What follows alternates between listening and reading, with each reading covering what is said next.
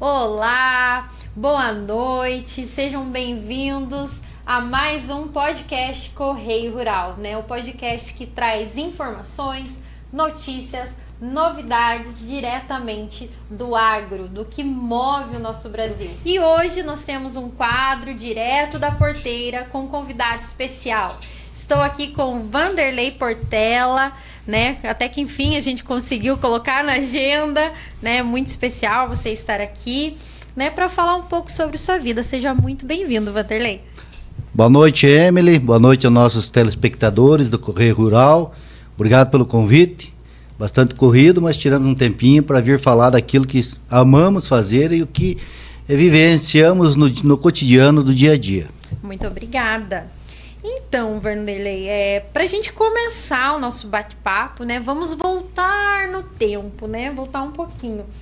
Me conta como nasceu, né, a sua vida com o agro, no meio rural, com a pecuária. Como que começou tudo isso?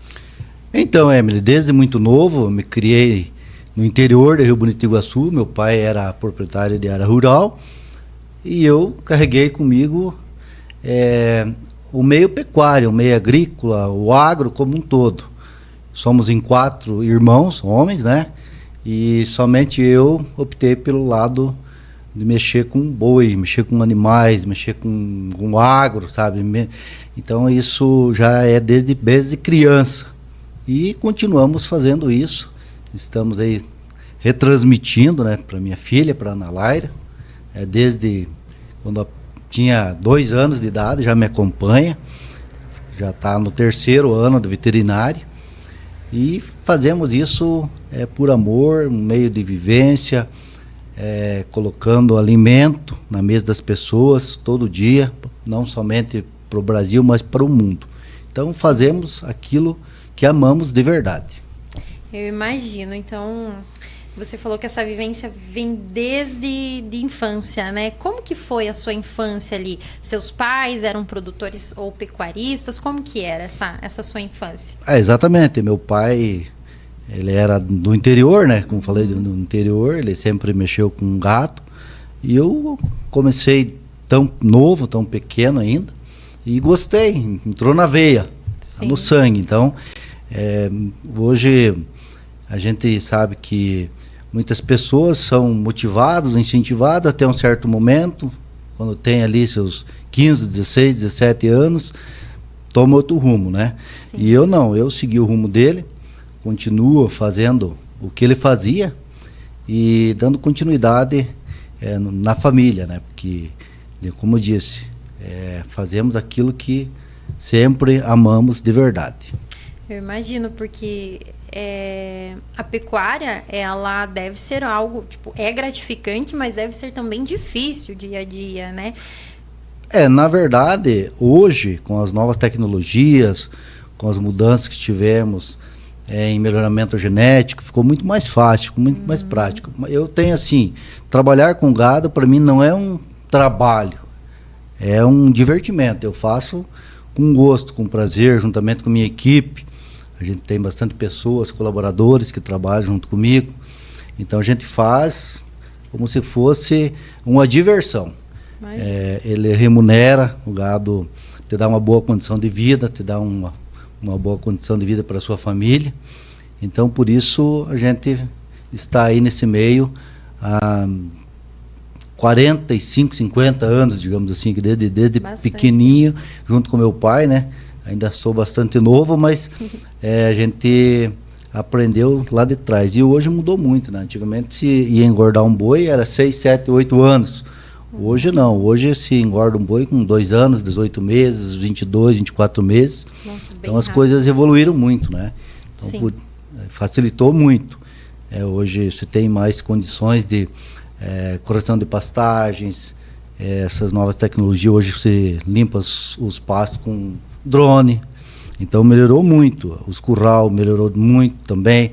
Hoje as estruturas que você tem, você vai lá com 2 funcionários, você trabalha com 500, 600, 800 cabeças de gado. Então as coisas evoluíram, graças a Deus, né, Emily? Com certeza. E quando que você percebeu que você queria seguir esse trabalho? Assim, você se lembra, tipo, não, realmente isso é o que eu amo fazer e eu quero levar para o resto da minha vida. Você se lembra mais ou menos? Foi na sua juventude? Foi um pouco mais velho? Desde muito novo, como eu falei, né? Eu quando a gente veio estudar, né? Estudava aqui em Laranjeiras, aí fui pro quartel, mas eu já tinha meu gadinho lá junto com o pai.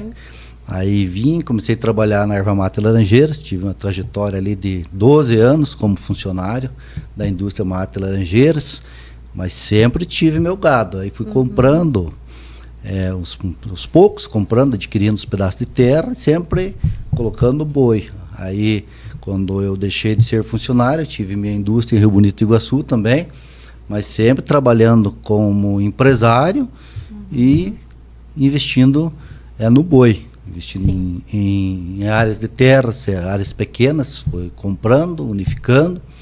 Aí tinha um cunhado meu que iniciamos junto com ele, trabalhamos também 20 e poucos anos junto com ele, montamos uma fazenda junto. E aí depois a gente dividiu, né? Dentro do entendimento, cada um ficou tocando a sua, trabalhamos ainda em parceria, ele me ajuda, eu ajudo ele. E tenho também mais algumas áreas arrendadas também aí próximo aí de Marquinho, que a minha propriedade é divisa de Marquinho e Cantagal. Mas é desde bem novo mesmo. Bem novo, que legal. Olha só, eu não sabia, né, que você trabalhou por tantos anos na Erva Mate Laranjeiras, então isso é uma novidade para quem não conhece o Portela, né? Sempre vem você na sociedade rural, né, por aí. Então, 12 anos de história na Erva Mate Laranjeiras. Que legal. Exatamente, entrei lá, era bem novo ainda, né? E aprendi muito, devo muito à família Somenzi, né? Aprendi muito com eles. Pela mesma porta que entrei como praticamente um office boy, sei lá, como gerente da empresa. Olha só. Cuidando de toda a parte estrutural, cuidando das fazendas deles também, que na época eles também tinham fazenda de reflorestamento de erva mate e também de gado. E eu cuidava para eles também. Então a gente aprendeu bastante ali também, principalmente com o Argemiro, que era o irmão mais velho dele. E continuam sendo meus amigos, né? Sempre que a gente tem um tempinho, a gente conversa com eles. Alguns deles ainda estão aqui, outros estão fora, mas aprendi muito com eles também. Que legal. E durante toda essa trajetória sua, não somente da erva mate, mas enfim, toda a trajetória, teve alguém que você fale assim, que inspirou você na pecuária, seu pai, ou outra pessoa que realmente assim, é uma inspiração para você na sua trajetória? Como falei anteriormente, né, Emily, sempre vendo meu pai mexer ali junto, bem novo ainda, a gente acompanhava, via o trabalho dele, gostava daquilo, via que dava um dinheirinho também, né? E seguimos para esse rumo. Fomos aí direcionados para o meio pecuário. Interessante. E quando a gente fala em histórias no campo, né? Cada produtor, cada pecuarista tem a sua caminhada cheia de desafios e também de aprendizados. Você já contou como começou a sua trajetória, né, na pecuária, e ao longo dos anos, como que a sua propriedade e a sua produção foram evoluindo? Acompanhando, como mencionei anteriormente, sempre melhorando o rebanho, né, com essas novas tecnologias que hoje tem IATF, touros melhoradores, sempre investindo em melhoramento genético, construindo uma marca, produzindo aquilo que tem de melhor, disponibilizando para o mercado aquilo que eu gostaria de estar comprando. Então essa é a minha metodologia de trabalho, ser eficiente, produtivo. Não adianta quantidade, você tem que trabalhar com qualidade, sim. E assim você se fideliza no mercado e constrói uma marca. Hoje, a minha marca WP, né, Agropecuária, Vanderlei Portela, é uma marca fidelizada, tanto no bezerros de corte, né, que eu vendo a bezerrada, os machos na desmama, se retém as fêmeas, já tem uns 15 anos que faço trabalho, recrio elas em outras propriedades e disponibilizo para o mercado com preço confirmado. E todo ano a gente vem inovando, vem melhorando. O que não serve para o mercado, a gente dá outro destino para frigorífico, para linha frigorífica, ou para alguém recriar e engordar. Mas assim, o meu gado hoje é um gado muito seletivo, sabe? Quem me conhece sabe disso, vendo para todo o estado do Paraná e para fora do nosso estado também. Então a gente procura ser o mais eficiente possível naquilo que a gente se propõe a fazer, que é a cria, a recria e a disponibilização dos animais para o mercado, que hoje é muito exigente. Então a propriedade hoje ela é uma empresa com várias empresinhas que tem lá dentro, que são as, vamos dizer, na cria, por exemplo, são as vacas, né? Sim. Ela tem que te dar um bezerro por ano, ela está no hotel, ela está gastando todo dia, então por isso você tem que ser muito capacitado naquilo que você se propõe a fazer. Entendi. E nesse meio da pecuária, você enfrentou desafios no início? Como que é o dia a dia dentro dessa atividade? Olha, Emily, a pecuária não é diferente de outros segmentos, né? Sempre tem os altos e baixos, tem o ciclo pecuário. Quando você inicia um trabalho, você tem pouco recurso, né? Então você vai ter que ir crescendo gradativamente. A terra ficou muito cara, né? Você tem que cuidar dela, cerca, curral.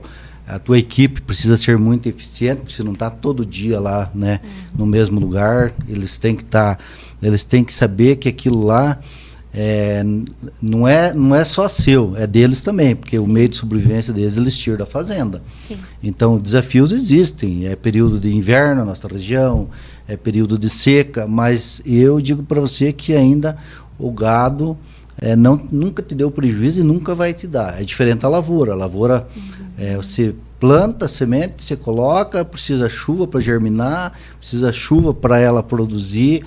Na hora da colheita, na hora de você retirar também da lavoura, também se chover demais, também você tem prejuízo. Então, por isso eu sou apaixonado pela pecuária. Se você quiser ir para frente, tem aquele ditado, se agarra no rabo do boi. Interessante. E você já comentou sobre que evoluiu muito a questão de tecnologia, né? Então, para você, o que mais mudou na pecuária nesses últimos anos, assim, que você olha e fala, nossa, isso aí é revolucionário para mim? Tipo, o que você considera que mais mudou em tecnologia? É aquilo que eu te falei, hoje as centrais hoje de sêmen, tem inúmeras centrais. Eu, por exemplo, eu utilizo o sêmen da alta genética. Eles vão inovando, vão buscando animais melhoradores, animais extremamente produtivos, animais precoces, altamente precoces. Como falei anteriormente, antes, 5, 6 anos, por se ver um boi gordo. Hoje, com 18 meses, 20, 22, 24 meses, vem um boi gordo. Hoje você coloca uma novilha na reprodução 14, 15 meses. Antigamente, sei lá, com 3 anos. Então, essas ferramentas vêm inovando ano a ano. Hoje as tecnologias vêm avançando anualmente. Então, facilitou bastante. Então, hoje não se torna eficiente, não se torna um produtor de alta performance aquele que não quiser mesmo. As ferramentas têm e está aí no mercado à disposição. E não é muito alto o custo, não. Basta você entender, você avaliar. Existem muitos grandes criatórios hoje de animais melhoradores, de reprodutores. Aqui mesmo a gente faz um leilão anual e eu sempre incentivei os produtores a estar investindo em melhoramento genético, que o resultado é garantido. Sim, não tem aquela perca como na plantação, né? Então é muito interessante. E você comentou que até os drones estão facilitando a pecuária. Como que isso funciona? Conta pra gente. Com certeza. Hoje o material humano está ficando escasso, né? Em todo segmento, não é só na agricultura, mas em todo segmento, na indústria, no comércio. E essa veio uma ferramenta que veio para ficar. Para fazer correção de solo, para você aplicar defensivos, hoje para limpar os pastos, né? Então essa é uma ferramenta que veio e com certeza ela vai ajudar, já está ajudando e muito o produtor rural no quesito de organização da fazenda, de correção de solo com calcário, adubo. A nossa região ficou somente as áreas quebradas, né? As partes mais dobradas, digamos assim. Ela perdeu muito espaço para a lavoura, quando o soja foi lá R$200 a saca. Muitos pecuaristas deixaram do gado e foram para soja. E foram para o soja. Então o gado ficou em lugar mais difícil. E a mão de obra fica bem mais complicado também. Por isso, eu digo que o drone veio para contribuir e muito aí com o meio pecuário, o meio agrícola também, né? Também já está tendo muitos produtores rurais utilizando essa ferramenta aí nas lavouras.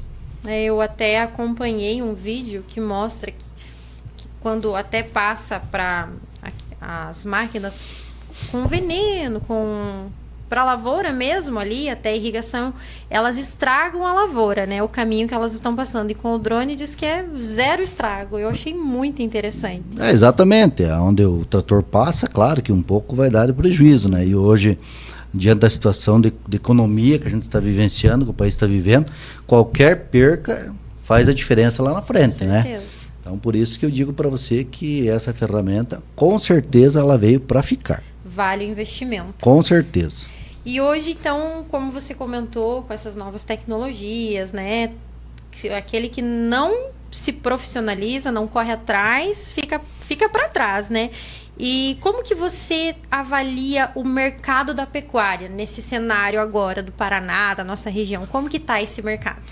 Assim, Emily, quem não investir, a pecuária não é diferente da lavoura.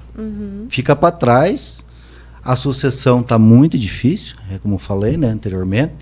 Então, por isso que as pessoas que têm, os produtores ainda que têm interesse em continuar na atividade, eles precisam investir em novas tecnologias. Correção do solo, não adianta se plantar soja, não adubar, não ter as aplicações defensivas que ele exige, não vai dar a produção esperada. E no pasto não é diferente, para o boi não é diferente. Você tem que ter correção do solo, tem que ter correção de pastagem, divisão de piquete, água.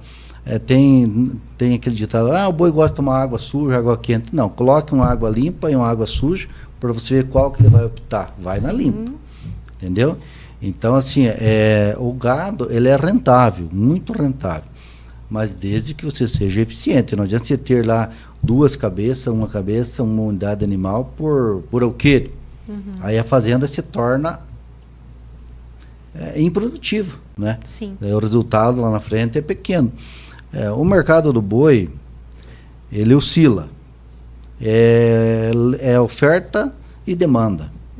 Exportação, esse ano tivemos aí um aumento de 50% na exportação. O nosso boi, a nossa carne ainda é muito barata, né? Nós somos o celeiro, o maior produtor de proteína vermelha do mundo, né? Hoje está em torno de $70, enquanto que nos Estados Unidos uma arroba está 140. Então, nós somos competitivos. Sim. Então, o mercado do boi está firme, ele é cíclico, né? 5 em 5 anos. Mas muita gente parou com a cria, né? E quem manda no mercado do boi não é o boi, é a matriz. Esse ano se abateu em torno de 56%, 58% de matriz. E para você ter uma matriz se tornando produtiva na tua propriedade, é no mínimo 3 anos. Então, por isso que eu digo que o boi, ele vai se manter. Se isso, a tendência, o bezerro já subiu bastante. Hoje já tem negociação aí de 16, 17 reais o quilo. O boi gordo 340, 345. A novilha 310, 320. Então, ele teve um avanço aí no quesito de patamares de preço do mercado. Mas o produtor, ele é um guerreiro, ele não desiste, né? Tem momentos assim que desanima um pouco, porque o trabalho não é brincadeira, né? Você tem que, o investimento é alto, o tempo é dinheiro, por isso que você precisa se tornar cada vez mais eficiente naquilo que se propõe a fazer, que no caso o pecuarista é cuidar da fazenda da melhor forma possível. Imagino. E falando do produtor, né, tá buscando e ter mais conhecimento nessa área. Esse acordo entre o Mercosul e a União Europeia vai abrir espaço maior para exportação de carne? Como que você vê esse cenário? Isso depende da demanda, né? É claro que quanto mais concorrência tiver de mercado, melhor para o Brasil, né? É a lei da oferta e da procura. Quanto mais procura tiver, né, vamos precisar produzir mais carne para o mundo, né? Porque a proteína vermelha todos os dias na mesa das pessoas, né? Nós dependemos da proteína vermelha. Então eu digo para você que acredito que pelo mínimo pelos mais 2 ou 3 anos aí ele vai se manter ou talvez subir um pouco mais. Não pode também ter uma desproporção muito grande, porque o pessoal migra para outros tipos de proteína, né? Então, eu acho que se ficasse o boi nos R$350 arroba, daria para ganhar um dinheirinho legal e o mercado ficaria estável, se sustentaria isso aí, entende? Entendi, sim. Então, e além, né, dessa produção ali da pecuária, o Vanderlei ele participa da sociedade rural, né? Ele tem muita representatividade aí com o produtor. Como que surgiu esse envolvimento, Portela? Quando que você falou, como que iniciou a sociedade rural? Foram vocês que criaram? Ela já existia? Você entrou para fazer parte? Como que é? A sociedade rural, ela é uma entidade que se criou há mais de 30 anos, né? Naquela época, ainda no início, eu não participei da criação, mas logo em seguida a gente começou a participar junto, viu como que funcionava, participar dos leilões, e daquela época para cá, tem bem mais de 20 anos já, né? A gente sempre esteve atuante, trabalhando ali junto com o produtor rural, sempre aprendendo e ensinando aquilo que a gente aprendeu no cotidiano, do dia a dia, né? No trabalho particular da gente. E a sociedade rural é uma referência a nível de Brasil, né? Você sabe que hoje a sociedade rural da Laranjeira do Sul teve vários presidentes, né? Sempre pessoas comprometidas, cada um fez sua parte, uns mais, outros menos, mas sempre esteve em mãos boas. E hoje ela serve de exemplo para muitas outras regiões, né? O pessoal produz animais de qualidade, traz aí para ser comercializado durante os leilões do ano, e o pessoal vê que vale a pena você estar investindo em qualidade, que o resultado vem, né? Ela atrai compradores de do estado do Paraná e de outros estados. Fomos citados já por inúmeras vezes na DBO, que é a maior revista do produtor rural, como maior preço, maior quantidade e maior qualidade de bezerros apresentado aqui em Laranjeira do Sul. Com isso enaltece a nossa cidade, né? Laranjeira do Sul se tornou muito conhecido. E não somente para quem comercializa nos leilões, Emily, mas ela serve de baliza de preço para outros pecuaristas que, por um motivo ou outro, não têm o hábito de levar seus animais para ser comercializados juntamente conosco. Ela baliza preço. Aí o produtor vai vender, ele sabe uma média dos leilões. E sempre teve envolvido, eu, por exemplo, conheço o Paraná inteiro, né, sempre participando junto com outros pecuaristas, com outras sociedades rurais, sempre trazendo inovações, né, no meio pecuário, sempre incentivando o produtor por fazer aquilo que tem de melhor na sua propriedade, colocando animais diferenciados para que agregue valor, né? Porque você vender um bezerro lá hoje a R$3.000 e você vender um bezerro de ponta a 3.500, é uma diferença muito grande, né? E o custo de produção, entre se produzir um animal de excelência e um animal mais ou menos, aquele mais ou menos custa mais caro do que o animal de ponta. Imagino. E a sociedade rural envolve só produtores, né, pecuaristas aqui da nossa cidade ou pega a região toda? Não, Emily, ela engloba toda a nossa região, sabe? A gente tem bastante produtores de outros municípios, principalmente dentro da nossa Cantu. E ela é uma entidade particular, né? Você sabe disso. A gente tem uma área grande, a detentora de uma área grande de terras ali, praticamente 16 alqueires de terra. A gente tem alguns comodatos ali dentro, exemplos, muladeiros, a prefeitura, tem um pedaço que a gente cedeu, o seu próprio CTG, mas a dona real de toda aquela estrutura que tem lá dentro da sociedade rural, do terreno, é nós mesmos, né? É a sociedade rural do centro-oeste do Paraná. Bacana. E como que foi a experiência? Você me contou que ficou à frente da sociedade rural aí por 3 mandatos. Como que foi essa experiência? Muito bem, tranquila, porque a gente vivencia no dia a dia, no cotidiano do dia a dia. Estava como presidente, né, somente exercendo um cargo, mas eu mesmo como não presidente, como vice-presidente que fui, já nem sei dizer mais quantos cargos já exerci dentro da sociedade rural, sempre trabalhei, sempre tive uma afinidade, uma proximidade com o produtor.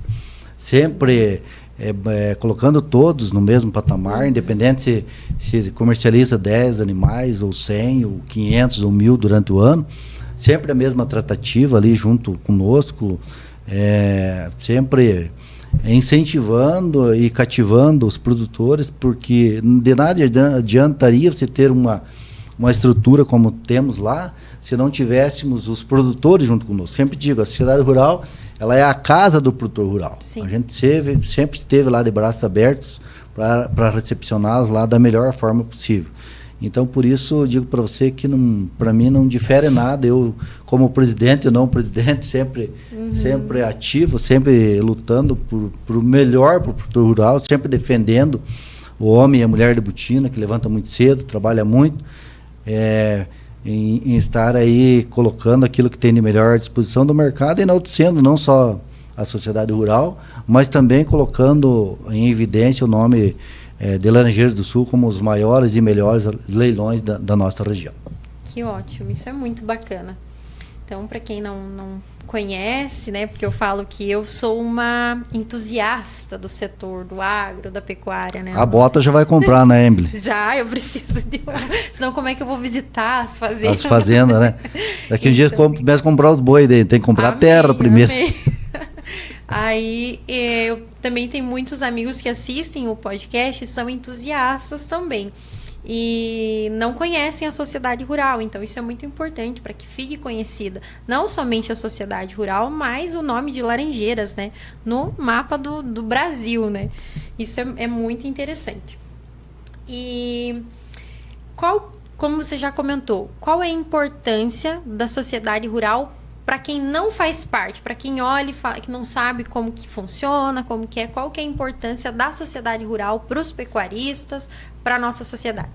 Olha só, Emily, a sociedade rural do Laranjeiras do Sul, ela tem uma importância muito grande, não somente aos produtores rurais, mas para o comércio de Laranjeiras, para os empresários de Laranjeiras, com os grandes leilões realizados pela sociedade rural, a ferramenta que veio também para ficar virtual, os leilões virtuais, que fomos o pioneiro. Sim. Quando tivemos a pandemia, eu fui um dos idealizadores do primeiro leilão, meio com medo, meio com restrição. Sim. Dos meus amigos, da diretoria como um todo. A gente não tinha o que fazer naquele momento. Sim. Aí vamos fazer o leilão, mas será que vai dar certo? Não vai dar certo? Para nós saber se vai dar certo ou não vai, é só nós realizando um. Vamos lá. Então ela se tornou ainda muito mais conhecida, porque antigamente, há 3, 4 anos atrás, quanto tempo da pandemia? Já 3 anos? Não, já 4 anos. Por aí. Eram somente leilões presenciais, não só aqui nós, mas todas as leiloeiras. Sim. Eram somente presencial. Aí quando ocorreu a pandemia, tivemos que inovar, né, em busca de alguma alternativa. Com isso, facilitou os compradores de outros municípios, de outras regiões, inclusive de outros estados. Sim. Fazer suas aquisições lá do conforto dos seus lares, de suas casas. Então, com isso, hoje 80% aproximadamente dos leilões realizados pela sociedade rural é dinheiro novo que vem de outros municípios, de outros estados, inclusive. Uhum. E os pecuaristas fazem suas compras, é dinheiro que vem de fora e fica aqui em Laranjeiras do Sul, fica na nossa região. Então, a sociedade rural, ela tem uma importância muito grande para a economia. Muitas pessoas não entendem muito como funciona, né? Sim. Mas é assim que ela trabalha. Os leilões virtuais e o presencial. Então, é híbrido. Então, quem quer comprar os animais diretamente lá no recinto, pode ir lá. Quem não quiser, pode estar em São Paulo, onde for, Santa Catarina, está assistindo lá, está vendo lá pelas plataformas da Evolu EAG, que é uma parceira nossa, que faz a transmissão, e a Leilingar Leilões. Então a sociedade rural tem uma importância muito grande, que além dos leilões, né, a gente é parceiro de outros eventos. Você acompanhou que tivemos aí há poucos dias aí tivemos aí o convite da cooperativa Cressol, né, pedindo espaço, a gente cedeu espaço e já no espaço já acabei me envolvendo e ajudando. Tivemos ali um evento grande, né, mais de 30 expositores, com isso também colocando Laranjeiras do Sul em evidência, em todo o nosso estado do Paraná e em alguns outros estados também acompanhando aí as negociações que tiveram ali. Mais de 30 empresas estiveram junto conosco. Então ela é parceira de tudo aquilo que for bom para Laranjeiras. Com certeza. A gente tem lá aqueles pavilhões também, que a gente aluga, a gente cede, tem o Rotary, que a gente ajuda, os muladeiros, que tem todo ano, a festa dos muladeiros. Então ela sempre esteve e sempre estará com as portas abertas para tudo aquilo que for bom para Laranjeiras. A sociedade rural sempre foi parceira. Isso é muito importante. Então, para você que não conhecia a sociedade rural, não sabia como funcionava, que o Vanderlei explicando para a gente, né, que além de ajudar os pecuaristas, ajuda toda a economia local. Isso é muito importante. E como que você vê o teu papel dentro da sociedade rural, e não só dentro dela, mas como um defensor do interesse do pecuarista? Eu me vejo como representante direto do produtor rural. Onde eu estiver, onde for, seja numa entrevista, seja num programa, seja em um passeio, seja visitando uma outra sociedade rural, eu levo o nome do produtor rural, né? Então, eu me sinto no dever de fazer isso e ele se sente muito bem representado por mim, porque a gente trabalha em parceria, a gente não preconiza 2 ou 3 só, a gente é como um todo. A gente é representante de todos, não somente de quem comercializa junto conosco, como falei anteriormente, mas de toda a cadeia produtiva, né? Porque tem um papel muito importante para a sociedade, tem um papel importantíssimo para toda a nossa região e para o nosso estado e para o nosso Brasil também, né? Isso é ótimo. E falando em fortalecimento, né, do agro regional, vamos falar aí do evento que se aproxima, né? Do evento tão esperado, que é a Expo Agro, e que vai ocorrer um leilão, né? Uma feira aí de bezerros e bezerras. Você está à frente desse leilão? Como que é? Explica pra gente como que vai acontecer, quais dias vão ser. Então, Emily, você sabe que a Sociedade Rural sempre foi a realizadora da Expo Agro, por todas as edições. Sim. Esse ano, dentro do entendimento aí com a diretoria, a gente deixou um pouco de lado essa parte da organização da feira, retransmitindo isso aí, essa responsabilidade para a prefeitura, para o poder público municipal. Ano passado eu fiz a feira, eles nos acompanharam lá durante o período que fizemos toda essa organização, e entendendo que seria o momento de deixar essa responsabilidade com eles. Sim. Dentro do entendimento com o prefeito, com sua equipe, cedendo o espaço. Claro que se nós não cedermos o espaço, não existe Expo Agro, né? Sim. Ali o espaço, como a gente comentou anteriormente, é da sociedade rural. E nós, enquanto produtor, enquanto sociedade rural, nós estamos cuidando da parte do leilão. É um trabalho que já vem de longos anos, né? O produtor já sabe que todo ano a gente tem esse leilão, né? E esse ano não será diferente. Eles vêm caprichando já, né? Durante o ano todo, fazendo com que traga aquilo que tem de melhor produzido durante o ano para essa feira, e em abril também teremos outro leilão também. Mas o foco, de momento, a gente está trabalhando, está aí com esse compromisso, com essa responsabilidade de estar prestando todo o apoio e toda a assessoria aí ao produtor rural para que tragam animais de ponta mesmo para fazer parte desse leilão realizado no dia 15, no domingo. Então, esse ano só vai ser um dia o leilão, né? Isso, esse ano somente um dia, somente um leilão. Uma quantidade expressiva de animais, né? Animais somente bezerros e bezerras, aí, animais do mais alto padrão, produzido em Laranjeiras do Sul e também na nossa região. Interessante. E essa feira, né, esse leilão, ele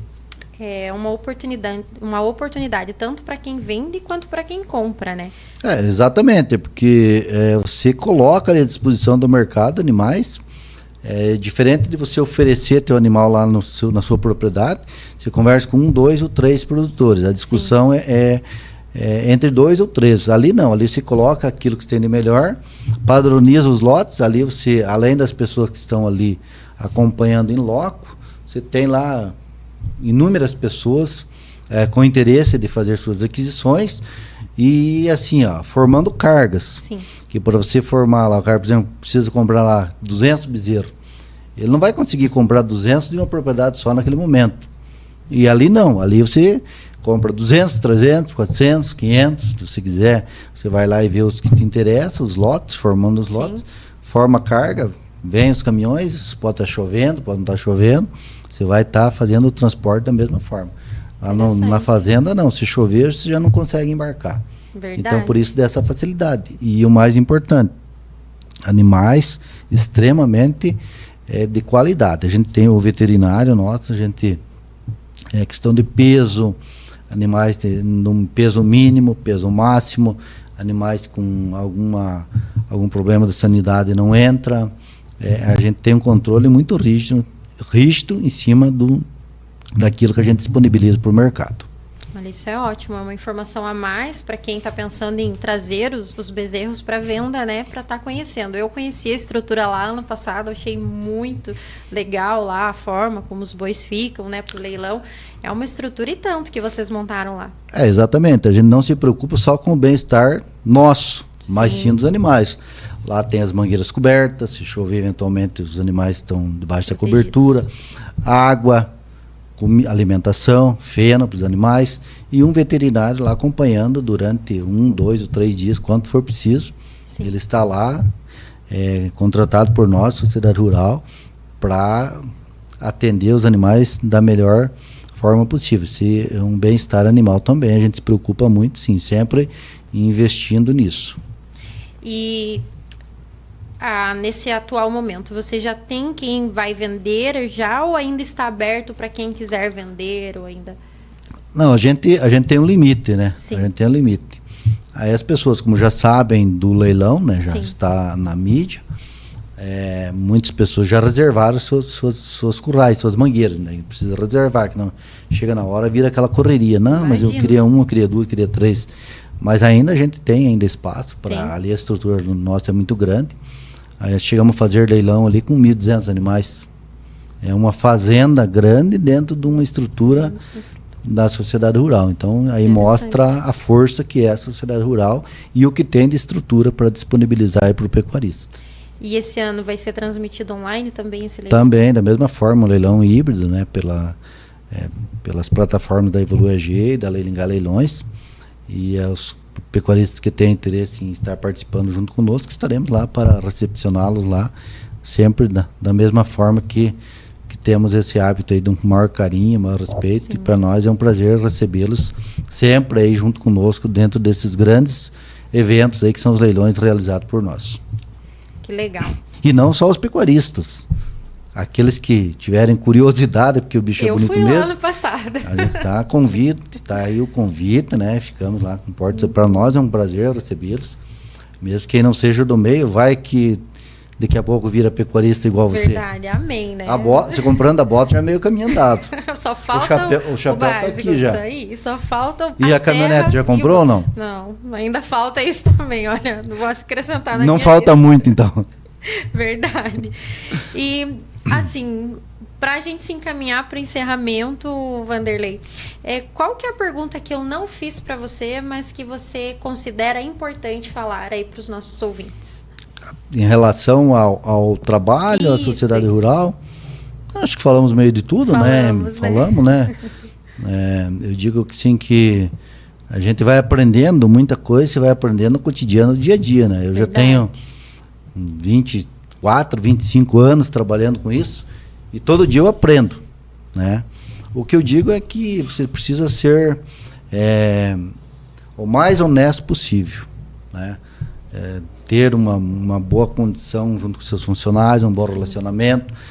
Os colaboradores também precisam, não é só trabalhar, você tem que proporcionar para eles também, porque está ficando muito difícil, Sim. no meio de diversão, uma boa condição de moradia, de vida, porque eu digo para você, não adianta você chegar lá, levar teus amigos lá na tua casa, uma condição excepcional, e o teu funcionário lá morando num barraquinho lá, coberto muitas vezes de lona, chovendo dentro.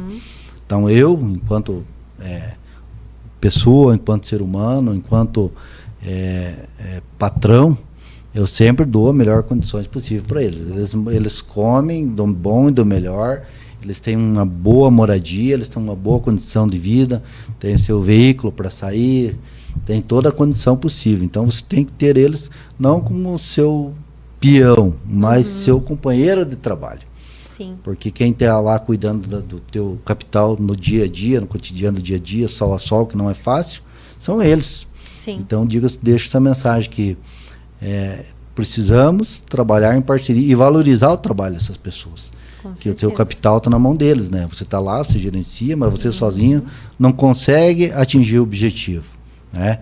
E é trabalhoso. Você vai todo dia, nós que vamos lá, por exemplo, eu estou praticamente toda semana, todo dia, praticamente em cada propriedade, mas você tem que dar a condição para ele, porque ele está lá todo dia. Você vai lá, muitas vezes você vai na sede, ou vai mexer com o gado da mangueira, e quem está lá cuidando dos animais são eles, né? E eles têm que gostar, gostar é muito pouco, eles têm que amar o que fazem. Imagino. E para eles amar o que fazem, eles têm que estar bem.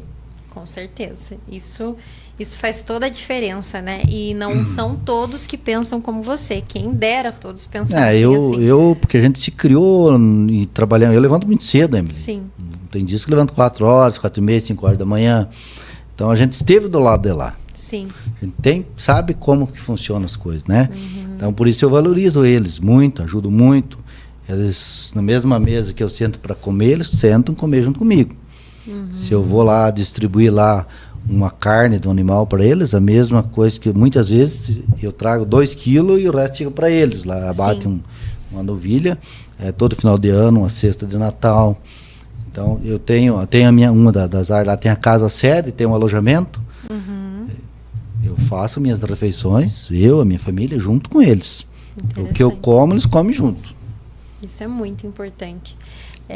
E com tudo isso que você me contou, a sua trajetória, a representatividade de você no meio rural, na pecuária, qual que é o legado assim que você gostaria de deixar aí para as futuras gerações? Aí para sua filha, as futuras gerações que estão começando nessa área, querem começar, o que você diria para essas pessoas hoje? Trabalhar com muita seriedade, né? Ser muito transparente naquilo que faz, respeitar as pessoas, né? Em primeiro lugar, e começar como a gente começou, de grão em grão, né? O que acontece? Muitas pessoas herdam uma fazenda, mas moram em Curitiba, moram em São Paulo, moram não sei aonde. Muitos filhos não sabem nem onde fica a fazenda do pai. Sim. Como é que essa pessoa vai dar continuidade, vai fazer sucessão? Né? O que vai acontecer? Vai chegar nos finalmente, vai acabar vendendo, né? E se não souber investir o dinheiro vai embora. O dinheiro não aguenta desaforo. O dinheiro acaba, pode ser a quantidade que for. Terra, o ladrão dorme em cima dela e não leva nem um punhadinho no bolso. Eu sempre digo, terra é um bem muito valioso. Sim. Pode passar de gerações para gerações, pode cair a mangueira, pode cair a cerca, mas a terra continua lá. E se tiver uma pessoa que tenha vontade, primeiramente você tem que ter vontade, não adianta se querer, não, eu quero, ou comprar, igual a gente está brincando aqui, uma bota, um chapéu e uma caminhonete, agora eu estou fazendeiro, não. Fazendeiro de apartamento não dá certo. Pois é. Tem que vivenciar o cotidiano do dia a dia, daquilo que é feito na fazenda. Sim. É como sempre estavam brincando esses dias comigo ali dentro da cidade rural, que eu conheço até os carreiros das formigas. E é verdade. Para você saber fazer, para você saber mandar, você tem que saber fazer. Sim. E na fazenda não é diferente. Você tem que conhecer tudo aquilo que se transcorre durante o dia a dia. Eu tenho meu veterinário, que é o Rodrigo Matei. Ele está junto comigo há mais de 15 anos, desde que se formou. Então, ele fez a prática, mas muita coisa, muito trabalho que ele faz para mim hoje, ele aprendeu comigo no cotidiano, no dia a dia, na prática. Então, fazenda é bom? É excelente, desde que seja bem conduzida, desde que seja bem trabalhada, bem administrada. Como eu falei, você tem uma empresa grande, com várias empresinhas dentro dela. É como eu sempre gosto de brincar, eu tenho minhas funcionárias dentro da fazenda, que eu estou aqui, mas estão trabalhando, elas estão produzindo, que são as vacas, as matrizes, são os bezerros, são os novilhos. Estão lá comendo, está colocando peso, está colocando resultado no meu bolso. Mas para que elas façam isso, eu tenho que ter uma boa mineralização, eu tenho que ter um manejo eficiente, um manejo racional, tem que ter sanidade e tem que ter pessoas lá, que são os colaboradores, focados naquilo que estão fazendo. Eu sei tudo que se transcorre em todas as áreas. Sim. Tudo. Não adianta eles querem me enrolar, porque não dá certo. Eu tenho, porque eu vivencio a fazenda no dia. Sim. Eu acompanho, eu sei tudo que está se transcorrendo lá dentro. Os animais que nascem, tem o dia que nasceu, o mês que nasceu, o pai, o número da mãe, vai no brinco deles. Então, eu tenho um controle extremamente rígido de tudo aquilo que está lá dentro da fazenda, porque se ela não te der resultado, ela não pode permanecer lá, porque quebra a fazenda se você não for produtiva, qualquer uma, pode ser o tamanho que for, ela quebra. E hoje não adianta quantidade de área de terra, tem que ter terra produtiva. Então, quem quiser vir para esse meio, pode ter certeza que é um excelente negócio, muito melhor que qualquer uma outra empresa, para mim. Sim. Particularmente, acredito que seja, desde que seja bem cuidado. Tá certo. Fica aqui a experiência de um homem que está há anos nesse setor e entende. Como ele disse, ele conhece tudo que se passa. Então, se você quer começar, converse com o Portela. Prestamos assessoria gratuitamente. Vai começar a prestar assessoria também. Muita gente fala, mas Portela, tinha que abrir uma assessoria pela experiência que você tem, pelo conhecimento, pelas pessoas que você conhece. Você, por exemplo, todo ano você vai adquirindo novos conhecimentos. No dia a dia, a mesma coisa, você vai melhorando, você vai se aperfeiçoando, e aquilo que você aprende, você tem que passar para as pessoas. A gente está aqui na terra de passagem, né, Emily? Sim. Então, aquilo que é bom, retransmita para o outro. Que muita gente tem vontade, tem um sonho, mas só o sonho é pouco, né? Com certeza. Não é fácil. Hoje as coisas ficaram muito caras, muito difícil. A nossa economia com instabilidade é muito grande. Mas se nós sentarmos e ficar em casa só reclamando, as coisas não vão acontecer. Então, tem que levantar a cabeça, arregaçar as mangas e ir pro dia a dia. É ruim ficar no sol desse? Não é bom. Mas você tem que ir lá, como eu falei, você tem que amar aquilo que você faz. Gostar muito pouco. Se você não gostar de amar de ser jornalista, não vai evoluir, você não vai crescer, né? Sim. Você não vai obter o resultado lá na frente. Você vai ficar ali, sempre naquilo ali. Então, se você não for buscar conhecimento, se não for estudar, na pecuária não é diferente. Tem que ver os acasalamentos certos, o momento de mercado, quando que se vende, quando que se compra, em que investir, né? Não adianta se fazer um curral lá de R$1 milhão e você não ter cerca pro gado, não ter piqueteamento, não ter água de qualidade. Daí não adianta ter ou uma casa muito bonita e um barraco lá para guardar lá as tuas estruturas que você usa para os animais lá, o sal mineral, os medicamentos. Tudo tem que ter um parâmetro, tem que ter um equilíbrio. Com certeza.